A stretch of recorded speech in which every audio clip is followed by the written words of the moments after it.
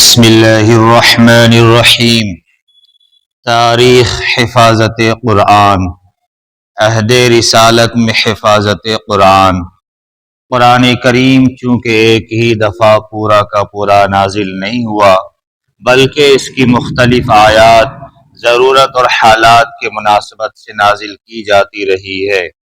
اس لیے عہد رسالت میں ممکن نہیں تھا کہ شروع ہی سے اسے کتابی شکل میں لکھ کر محفوظ کر لیا جائے۔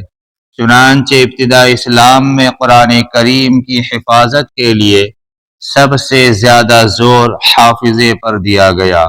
شروع میں جب وحی نازل ہوتی تو آپ اس کے الفاظ کو اسی وقت دہرانے لگتے تھے تاکہ وہ اچھی طرح یاد ہو جائیں۔ اس پر سورہ قیامہ کی آیات میں اللہ تعالی نے آپ کو ہدایت فرمائی کہ قرآن کریم کو یاد رکھنے کے لیے آپ کو عین نزول وحی کے وقت جلدی الفاظ دہرانے کی ضرورت نہیں ہے۔ اللہ تعالی خود آپ میں ایسا حافظہ پیدا فرما دے گا کہ ایک مرتبہ نزول وحی کے بعد آپ اسے بھول نہیں سکیں گے۔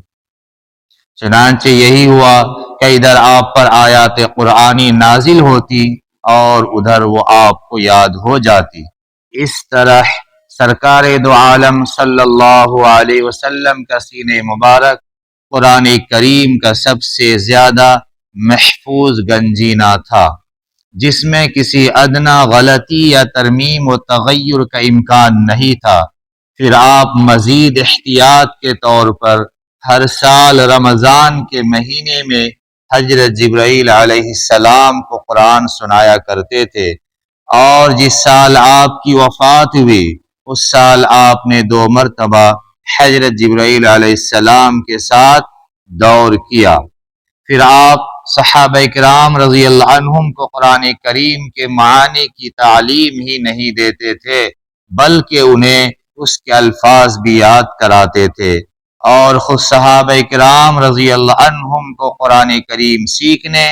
اور اسے یاد رکھنے کا اتنا شوق تھا کہ ہر شخص اس معاملے میں دوسرے سے آگے بڑھنے کی فکر میں رہتا تھا۔ بعض عورتوں نے اپنے شوہروں سے سوائے اس کے کہ کوئی مہر طلب نہ کیا کہ وہ انہیں قرآن کریم کی تعلیم دیں گے۔ سینکڑوں صحابہ نے اپنے آپ کو ہر غم ماں سوا سے آزاد کر کے اپنی زندگی اسی کام کے لیے وقف کر دی تھی۔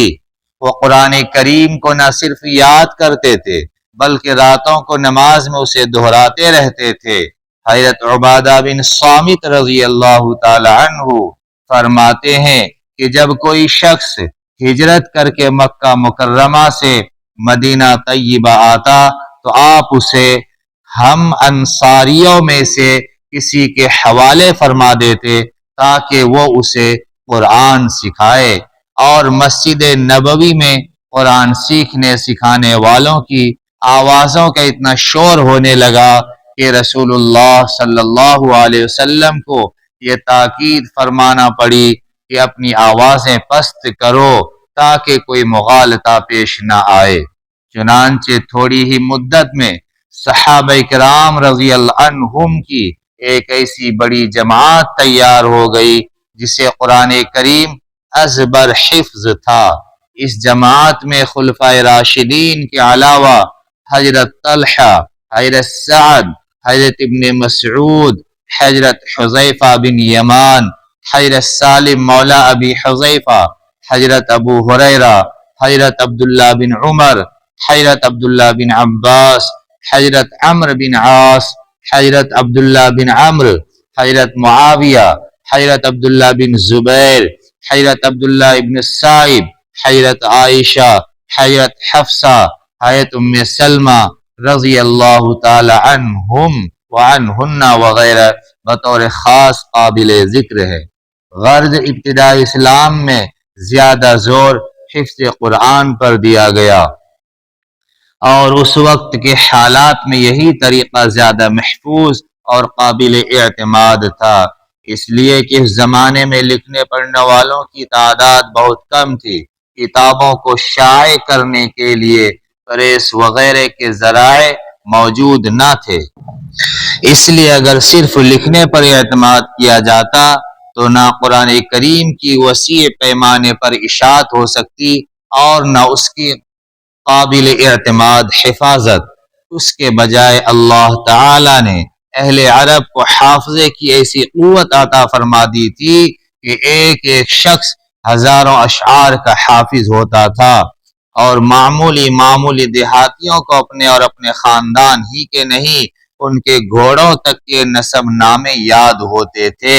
اس لیے قرآن کریم کی حفاظت میں اسی قوت حافظہ سے کام لیا گیا، اور اسی کے ذریعے قرآن کریم کی آیات اور سورتیں عرب کے گوشے گوشے میں پہنچ گئی۔